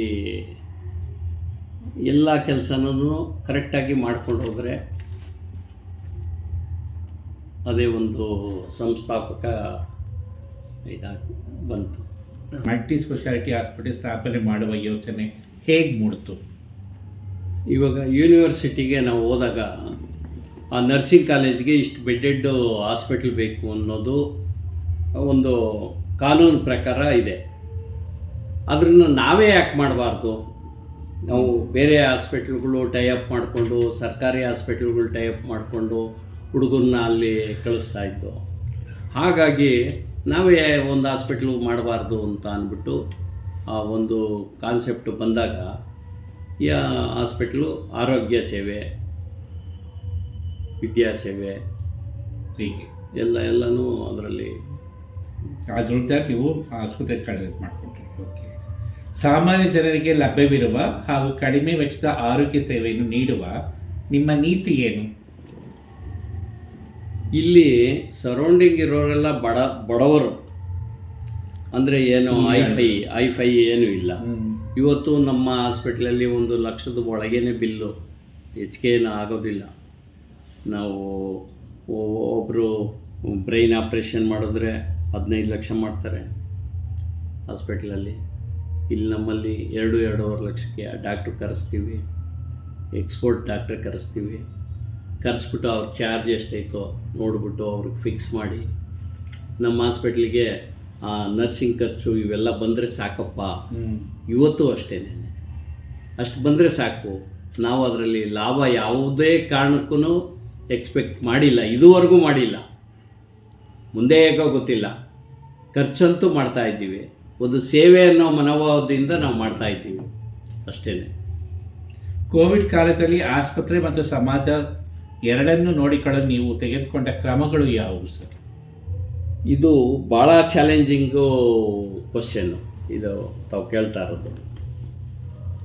ಎಲ್ಲ ಏನು ಅಷ್ಟೊಂದು ಒತ್ತಡ, ಇಲ್ಲಿ ಬೆಡ್ ಇಲ್ಲ, ಕೋವಿಡಲ್ಲಿ ಸಡನ್ ಅಂತ ಬಂದ್ಬಿಡ್ತು. ಬಂದಾಗ ಡಾಕ್ಟ್ರುಗಳ್ನ ಫುಲ್ಲು ಸೆಟಪ್ ಮಾಡಬೇಕು, ಅವರೆಲ್ಲ ಡಬಲ್ ಕೊಟ್ರೇ ಕೆಲಸ ಮಾಡೋದು ಅನ್ನೋ ಇದಕ್ಕೆ ಬಂದರು. ಆದ್ರೂ ತೊಗೊಳ್ಳಿ, ನೀವೇನು ತೊಗೊತೀರೋ ತೊಗೊಳ್ಳಿ, ಜನ ಸೇವೆ ಆಗಬೇಕು ಅಂತ ಅಂದ್ಬಿಟ್ಟು ಭಾಳ ಪ್ರಯತ್ನ ಪಟ್ಟು ನನ್ನ ಮಗಳೂ ಆ ಟೈಮ್ನಲ್ಲಿ ಕಾಲೇಜು ಬಿಟ್ಟು 1 ವರ್ಷ ಕಾಲೇಜು ಬಿಟ್ಬಿಟ್ರು. MD ಮಾಡಬೇಕಾಯಿತು, MD ಕಳಿಸ್ಲಿಲ್ಲ. ಜೊತೆಲಿ ಸೇರಿಕೊಂಡು ನಾವು ಏನು ಪೇಷಂಟ್ ಬರ್ತಾರೋ ಮತ್ತು ಎಲ್ಲ ಡಾಕ್ಟ್ರುಗಳ್ನು ಇದು ಮಾಡಿಕೊಂಡು ಒಂದು ಗ್ರೂಪಾಗಿ ಮಾಡಿದೋ. ಕರೋನಾ ಟೈಮಲ್ಲಿ ಒಂದು ಚಾಲೆಂಜಿಂಗ್ ಅಂದರೆ ಆಕ್ಸಿಜನ್ ಚಾಲೆಂಜಿಂಗು ಭಾಳ ಇತ್ತು. ಏನು ಮಾಡಿದ್ರೂ ಆಕ್ಸಿಜನ್ನು ಸಿಗ್ತಾ ಇರಲಿಲ್ಲ. ನಮಗೆ ಸಪ್ಲೈ ಮಾಡ್ತಾಯಿದ್ದರು, ಸ್ವಲ್ಪನೇ ಸಪ್ಲೈ ಮಾಡೋರು. ತಿರ್ಗಾ ನಾನು ಎಲ್ಲೆಲ್ಲೋ ಫೋನ್ ಮಾಡಿ ನಾನೇ ಓಡಾಡಿ ಇಲ್ಲಿ ಪೇಷಂಟ್ ಮಲ್ಗವ್ರೆ, ಒಂದಿನ ಆಕ್ಸಿಜನ್ ಇಲ್ಲದೆ ಹೋದರೆ ಎಷ್ಟು ಜನ ಪ್ರಾಣ ಹೋಗ್ತಿತ್ತೋ. ಅದಕ್ಕಂತೂ ಶ್ರಮ ಪಟ್ಟಿರೋದು ಅಷ್ಟಿಷ್ಟಲ್ಲ. ತಿರ್ಗಾ ಹಾಸ್ಪಿಟ್ಲು ಸಾಲದ ಇರೋದಕ್ಕೆ ನಮ್ಮ ಆಡಿಟೋರಿಯಂನಲ್ಲಿ ಆಕ್ಸಿಜನ್ ಎಲ್ಲ ಹಾಕ್ಸಿ ಪೇಷಂಟು ಅನುಕೂಲ ಆಗಬೇಕು ಅಂತ ಭಾಳ ಇದು ಮಾಡಿ ಅದೊಂದು ಸೇವೆ ಅಂತ ತಗೊಂಡು ಮಾಡಿದ್ದೀನಿ. ಜೀವನದಲ್ಲಿ ಮರೆಯಲಿಕ್ಕೆ ಆಗೋದಿಲ್ಲ. ಅದು ಮರೆಯೋಕ್ಕೆ ಆಗೋದಿಲ್ಲ. ಅಷ್ಟು ರಿಸ್ಕ್ ತಗೊಂಡೆ. ಮತ್ತೆ ಅಷ್ಟೇ ಕ್ಷಿಪ್ರವಾಗಿ ನಡಿಬೇಕಾಯ್ತು. ಅದು ನೋಡ್ಬಿಟ್ಟೆ ನಾನು ಆ ಜೀವನ, ಆ ಕೊರೋನಾದಲ್ಲಿ ಆ ಜೀವನ ನೋಡಿದಾಗ ಏನೂ ಇಲ್ಲ, ಹೌದು, ನಾವು ಏನು ಮಾಡಿದ್ರು ಏನೂ ಇಲ್ಲ ಯಾವುದು ಇಲ್ಲ ಅಂತ ಅಂದ್ಬಿಟ್ಟು ಆ ಒಂದು ಅರ್ಥ ಆಯಿತು ನನಗೆ ಆ ಜೀವನ. ಆದರೂ ನಾನು ಹೋರಾಟ ಮಾಡಿದೆ. ನನಗೇನೋ ಕರೋನಾ ಬರಲಿಲ್ಲ, ದೇವ್ರ ದಯದಿಂದ. ತೃಪ್ತಿ ಇದೆ ಜೀವನ, ತೃಪ್ತಿ, ಆ ಒಂದು ತೃಪ್ತಿ ನಾವು ಇರೋ ಗಂಟನೂ ಇರ್ತೈತೆ. ಸರ್, ಕಾರ್ಗಿಲ್ ಹುತಾತ್ಮ ಕುಟುಂಬಗಳಿಗೆ ತುಂಬ ಸಹಾಯ ಮಾಡಿದ್ದೀರಾ. ನಿಮಗೆ ಸಹಾಯ ಮಾಡಲು ನಿಮಗೆ ಪ್ರೇರಣೆ ನೀಡಿದ್ದು ಏನು? ಪ್ರೇರಣೆ ನಮ್ಮ ಸೈನಿಕರ ಇದು. ನಾನು ಪನೋಪರ ಜೊತೆ ಹಲವಾರು ಟೂರ್ಗಳು ಮಾಡಿದ್ದೀನಿ. ಆ ವಸ್ತು ಸ್ಥಿತಿಗಳನ್ನೆಲ್ಲ ನಾನು ನೋಡಿದ್ದೆ. ಅಲ್ಲಿ ಏನಾಗ್ತೈತೆ, ಕಾಶ್ಮೀರ ಆಗ್ಬೋದು, ಜಮ್ಮು ಕಾಶ್ಮೀರ, ಅವಕ್ಕೆಲ್ಲ ಕರ್ಕೊಂಡೋಗಿದ್ರು ನನಗೆ. ಕರ್ಕೊಂಡೋಗಿ ಆ ಕ್ಯಾಂಪಸ್ಸಲ್ಲೇ ನನ್ನ ಒಂದು ವಾರಗಟ್ಟಲೆ ಇರೋವು. ಅಲ್ಲಿ ಕಷ್ಟ ಎಲ್ಲ ನೋಡ್ತಾ ಇದ್ದೆ. ಇದೆಲ್ಲ ನೋಡಿದ್ರೆ ಎಷ್ಟು ಕಷ್ಟಪಡ್ತಾರೆ ನಮ್ಮ ಸೈನಿಕರು. ಇವತ್ತು ಪೇ ಸ್ಕೇಲ್ ಏನೋ ಪರವಾಗಿಲ್ಲ, ಅವತ್ತು ಕಮ್ಮಿ ಇತ್ತು. ಹಾಗಾಗಿ ಸೈನಿಕರಿಗಾಗಲಿ ಏನಾಗಲಿ ನಮ್ಮಲ್ಲಿ ಏನು ಆಗ್ತೈತೋ ಅದನ್ನು ನಾವು ಹೆಲ್ಪ್ ಮಾಡಿಕೊಂಡು ಹೋದ. ನಿಮ್ಮ ಸಂಸ್ಥೆಗಳ ಮೂಲಕ 5,000ಕ್ಕೂ ಹೆಚ್ಚು ಯುವಕರು ರಕ್ತದಾನ ಮಾಡಿದಾಗ ನೀವು ಅವರಿಗೆ ನೀಡಿದ ಸಂದೇಶ ಯಾವುದು? ಸಮಾಜಕ್ಕೆ ಒಂದು ಸೇವೆ ಮಾಡಬೇಕು ಅಂತ ಅಂದ್ಬಿಟ್ಟು ಅವ್ರನ್ನ ಹುರಿದುಂಬಿಸ್ಬೇಕು, ನಮ್ಮ ಕರ್ತವ್ಯ. ಅದೇ ಒಂದು ಸೇವೆಯಾಗಿ ಪ್ರತಿ ವರ್ಷನೂ 2 ಸಾರಿ ರಕ್ತದಾನ ಶಿಬಿರಗಳನ್ನು ಏರ್ಪಡಿಸ್ತೀವಿ. ಒಂದು 4ನೇ ತಾರೀಕು ಜನವರಿ 4 ಮತ್ತು ಮಧ್ಯ 1. ಹಲವು ಗಣ್ಯರು ನಿಮ್ಮ ಸಂಸ್ಥೆಗಳ ಕಾರ್ಯಕ್ರಮಗಳಲ್ಲಿ ಭಾಗಿಯಾಗಿದ್ದಾರೆ. ಈ ಸಂಬಂಧಗಳು ಹೇಗೆ ಬೆಳೆದು?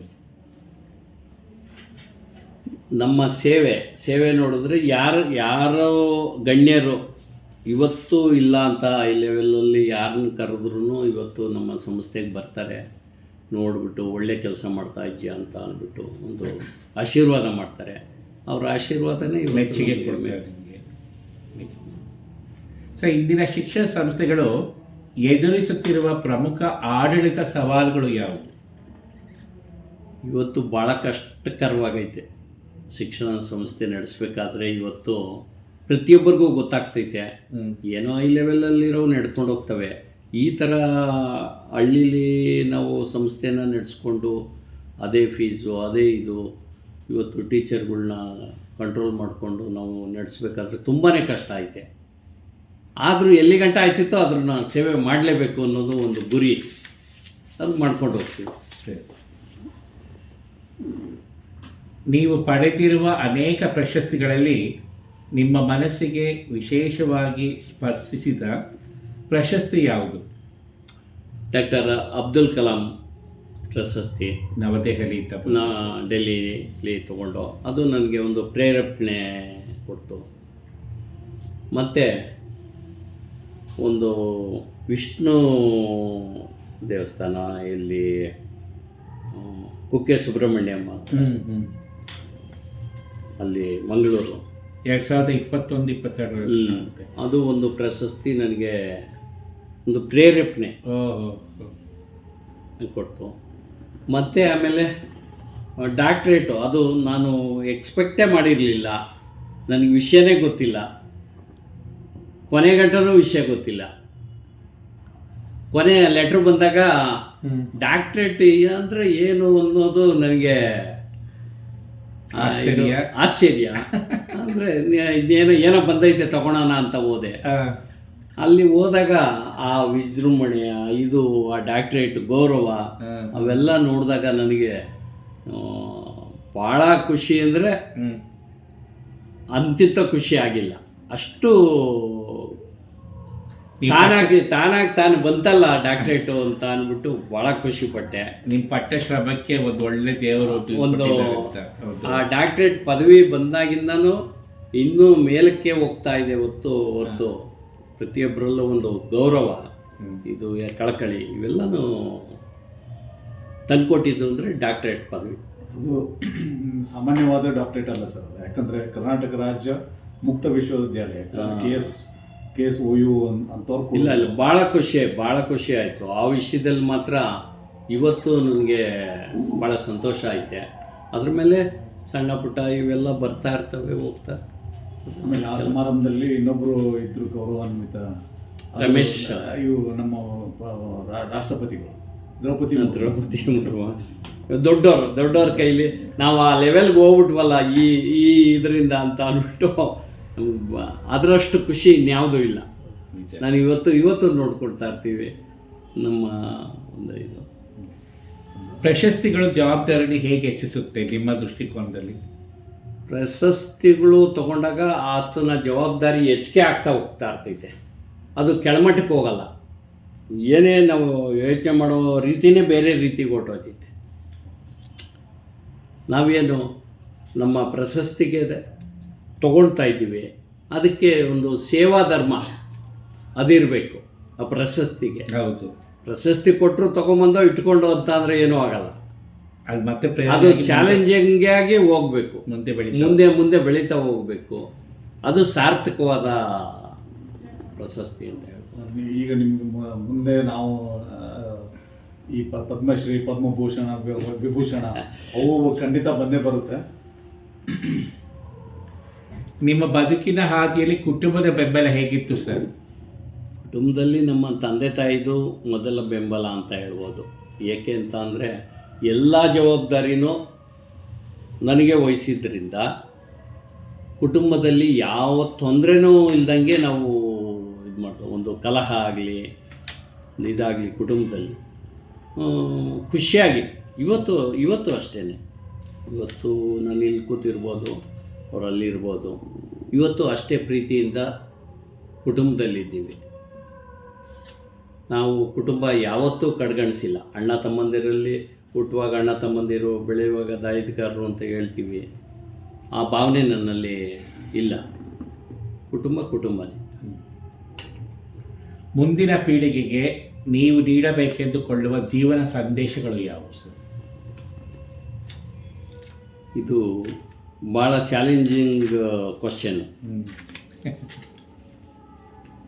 ನನ್ನ ಒಂದು ಸಂದೇಹ ಅಂದರೆ ಲಕ್ಷಾಂತರ ಜನಕ್ಕೆ, ಅವತ್ತು ಸಾವಿರಾರು ಜನ ಅಂತ ಹೇಳ್ತಾ ಇದ್ದೆ, ಇವತ್ತು ಲಕ್ಷಾಂತರ ಜನಕ್ಕೆ ನಮ್ಮಿಂದ ಉಪಯೋಗ ಆಗಬೇಕು.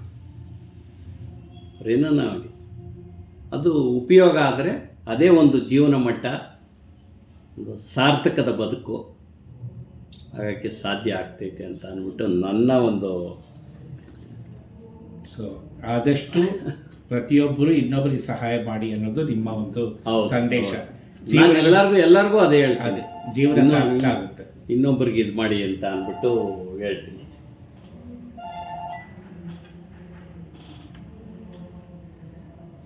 ಕಳೆದ 25 ವರ್ಷಗಳಲ್ಲಿ ನಿಮಗೆ ಎದುರಾದ ಅತ್ಯಂತ ಕಠಿಣ ಸವಾಲು ಯಾವುದು? ಎಲ್ಲ ನಗ್ತಾನೆ ಮಾಡ್ಕೊಂಬಂದ್ಬಿಟ್ಟಿದ್ದೀನಿ. ಸವಾಲು ಎಷ್ಟೇ ಸವಾಲು ಬಂದ್ರೂ ನಾವು ಸ್ವೀಕರಿಸ್ತೀವಿ. ಜೀವನ ಪೂರ್ತಿ ಹಿಂಗೆ ಹೋಗ್ತೀವಿ, ನಗ್ತಾನೆ ಹೋಗ್ತೀವಿ ಅಷ್ಟೇ. ಅದೇ ಇದು. ನಿಮ್ಮ ಎಲ್ಲ ಸಂಸ್ಥೆಗಳ ಭವಿಷ್ಯದ ಯೋಜನೆಗಳು ಮತ್ತು ದೃಷ್ಟಿಕೋನಗಳೇನೀಗ ಮುಂದೆ? ಇವಾಗ ಹೇಗೆ ಡೆವಲಪ್ ಆಗ್ತಾಯಿತ್ತೋ ಹಾಗೆ ಡೆವಲಪ್ ಮಾಡಿಕೊಂಡು ಎಲ್ಲಿ ಗಂಟೆ ಆಗ್ತಾಯಿತ್ತೋ ಮಾಡ್ತೀವಿ. ಇವಾಗ ಮತ್ತೆ ನಮ್ಮ ಮಗಳಿಗೆ ಮದುವೆ ಮಾಡಿದ್ದೀನಿ. ಅಳಿಯನೂ ಒಳ್ಳೆ ಬುದ್ಧಿವಂತ ಅಂತ ಅಂದ್ಬಿಟ್ಟು ನಾವು ಸೆಲೆಕ್ಷನ್ ಮಾಡಿದ್ದೀನಿ. ಮುಂದೆ ನಡೆಸ್ಕೊಂಡು ಹೋಗೋದು ಅವ್ರ ಜವಾಬ್ದಾರಿ. ನಮ್ಮ ಕೈಲಿ ಎಷ್ಟು ವರ್ಷ ಆಯ್ತಿತ್ತೋ ಅಷ್ಟು ವರ್ಷ ನಾವೇ ನಡೆಸ್ತೀವಿ. ಮುಂದಿನ ಪೀಳಿಗೆಗೆ ಬಿಟ್ಟು ಹೋಗ್ತೀವಿ.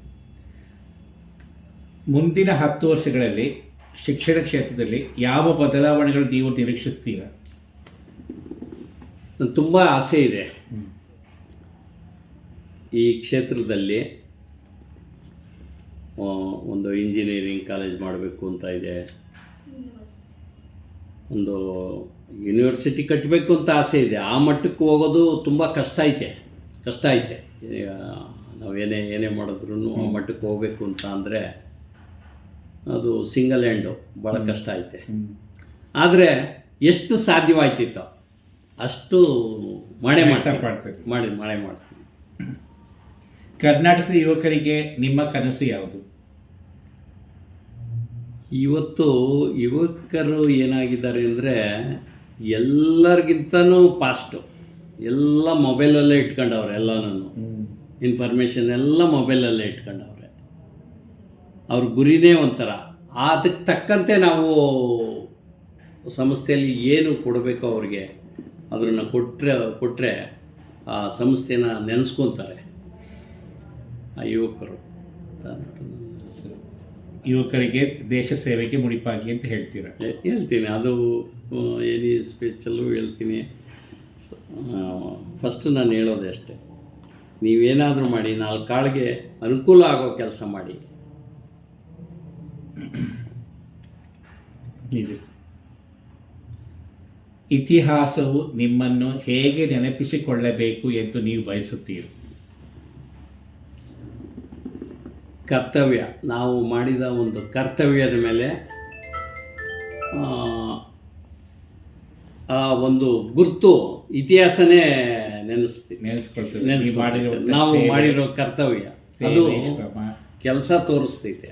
ನಾವು ಇರ್ತೀವೋ ಹೋಗ್ತೀವೋ. ನಿಜಕ್ಕೂ ಸರ್. ದಾರಿದ್ರ್ಯದಿಂದ ಬಂದವರಾಗಿ ಇಂದು ಹೋರಾಡುತ್ತಿರುವ ಯುವಕರಿಗೆ ನೀವು ಒಂದು ದೊಡ್ಡ ಸಂದೇಶ ಕೊಟ್ಟಿರ್ತೀರ. ಸೊ ನಿಮ್ಮೆಲ್ಲ ಆಸೆ ಆಕಾಂಕ್ಷೆಗಳಿಗೆ ಈಡೇರಿಸಲಿ ಅಂತ ನಾವು ಭಗವಂತರು ಬೇಡ್ಕೊಳ್ತಾ ಮತ್ತು ನಿಮಗೆ ನಮ್ಮ ಒಂದು ಶುಭ ಹಾರೈಕೆ ಕೊಡ್ತೀವಿ. ಸೊ ಮುಂದೆ ನಿಮಗೆ ಇನ್ನೂ ಹೆಚ್ಚಿನ ಯಶಸ್ಸು ಸಿಗಲಿ, ಒಳ್ಳೆಯ ಆರೋಗ್ಯ ಆಗಲಿ, ಮತ್ತು ಮುಂದಿನ ಪುರಸ್ಕಾರಗಳಿಗೆ ಸಿದ್ಧರಾಗಿರಿ ಅಂತ ನಾವು ನಿಮ್ಮನ್ನು ಕೇಳ್ಕೊತಾ ಇದ್ದೀವಿ. ನಮ್ಮ ಒಳ ಅಂತರದಿಂದ ಇರೋ ಇದನ್ನೆಲ್ಲ ತಾವು ಇವತ್ತು ಹೊರಗಡೆ ತೆಗೆದುಬಿಟ್ಟಿದ್ದೀರ. ನಮ್ಮ ಮನಸ್ಸಿನಲ್ಲೇ ಇತ್ತು ಇದೆಲ್ಲನೂ, ಅದನ್ನು ಹೇಗಾದರೂ ಮಾಡಿ ನೀವು ಹೊರಗೆ ತೆಗೆದಿದ್ದೀರಾ. ಆದರೂ ಮುಂದೆ ಜನಗಳಿಗೆ ಇರೋ ಗಂಟ ಜನಸೇವೆ ಮಾಡಬೇಕು ಅನ್ನೋದೇ ನನ್ನ ಗುರಿ. ನಮಸ್ತೆ. ಧನ್ಯವಾದಗಳು ಸರ್. ತಮ್ಮ ಪ್ರಾಮಾಣಿಕ ಒಂದು ಹಂಚ್ಕೊಂಡಂಥ ವಿಷಯಗಳಿಗೆ ಧನ್ಯವಾದಗಳು. Thank you. ನಾವು ಹುಟ್ಟಿದ್ದು ಸುಂಕದಕಟ್ಟೆ. ನನ್ನ ಹೆಸರು ರಾಮಚಂದ್ರಯ್ಯ. ನಮ್ಮ ತಂದೆ ತಾಯಿ ನಡಿಕೇರಪ್ಪ ಮತ್ತು ನರಸಮ್ಮ. ಒಟ್ಟು 8 ಜನದ ಕುಟುಂಬ. ಈ ಫಸ್ಟು ಧನ್ವಂತರಿ ಟ್ರಸ್ಟನ್ನ ಚೇರ್ಮನ್ ಆಗಿ ಹಲವಾರು ಕೆಲಸಗಳನ್ನು ನಾನು ಮಾಡಿದ್ದೀನಿ. Srilakshmi group of institution, hospital, ಇವೆಲ್ಲನೂ ಮಾಡಿ ಒಂದು ಸೇವೆ ಮಾಡೋಕ್ಕೆ ಈ ಸಂಸ್ಥೆ ನನಗೆ ಅವಕಾಶ ಕೊಟ್ಟೈತೆ. ಆದ್ದರಿಂದ ನಾನು ಈ ಸಂಸ್ಥೆಗೆ ಧನ್ಯವಾದಗಳನ್ನು ಹೇಳ್ತೀನಿ. Thank you.